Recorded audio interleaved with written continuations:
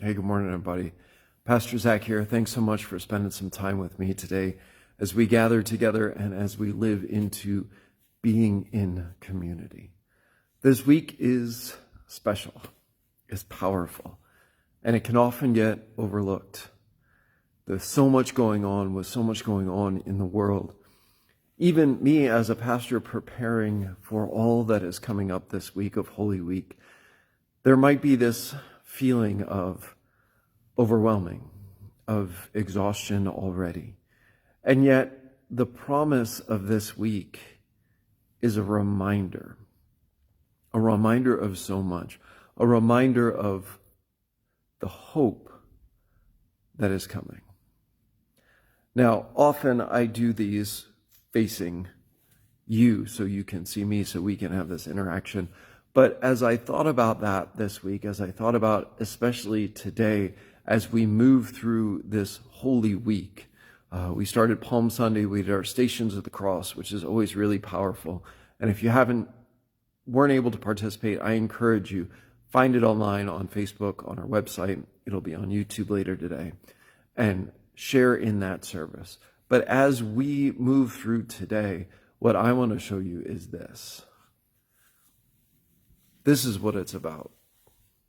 This is what Holy Week is about.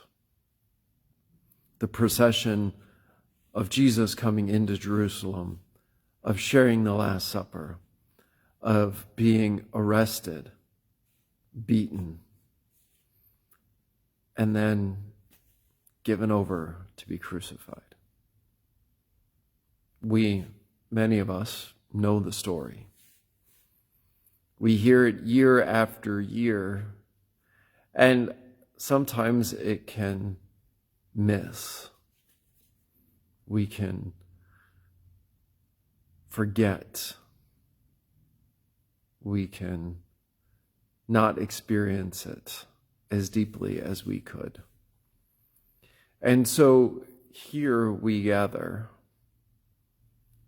We gather with these two crosses, these images of hope for us, of new life. And yet, in the midst of it, in the midst of Jesus' time, it was seen as a way to dehumanize, a way to destroy, a way to defeat.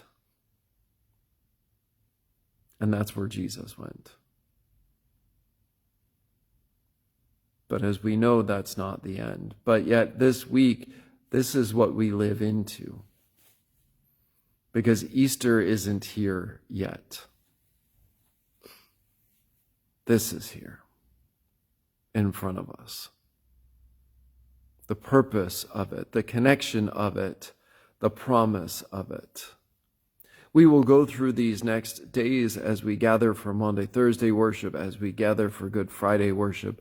We will hear what Jesus does, how Jesus instructs the disciples to serve, how he washes their feet, how he offers them the last meal in remembrance, and how he goes here to the cross. Now, in our service, that cross on the ground is carried in by one of our young adults, and it's not light.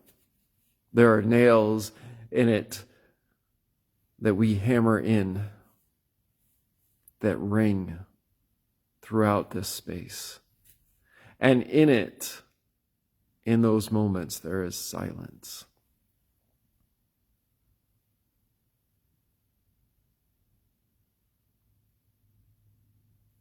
How quickly do we want to escape silence?